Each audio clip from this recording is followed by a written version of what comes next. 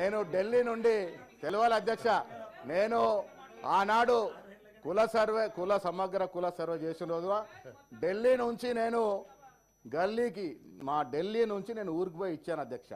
ఏమైంది అధ్యక్ష? ఎక్కడ మీ చిచ్చుద్ది ఇక్కడ కనబడతలేదు అధ్యక్ష.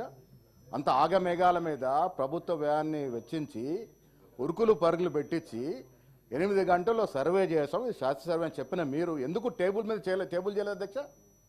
ప్రభుత్వ ధనాన్ని దుర్వినియోగం చేసి మీరు ఎందుకు మీ కుటుంబ సభ్యులకు మార్కెట్ ఎందుకు పెట్టుకున్నారు? ఆ సర్వేను మీ కుటుంబంకే పరిమితం ఎందుకు చేసుకున్నారు? ఎందుకు దాన్ని బహిర్గతం చేయలేదు? ఇలా మీరు చెప్తా ఉన్నారు దానికి ఇప్పుడున్న సర్వేకి వ్యత్యాసం ఉందని ఏ రకంగా చెప్పగలుగుతున్నారు? అది అధికారికంగా టేబుల్ చేయనప్పుడు ఆ అంశాలను ఏ విధంగా మాట్లాడతారు మీరు? 10 ఏళ్లుగా అధ్యక్ష ఈ రాష్ట్రంలో ఎస్సీలు కానీ బీసీలు కానీ 10 ఏళ్లుగా అన్ని రంగాల్లో అణిచివేత గురైనారు.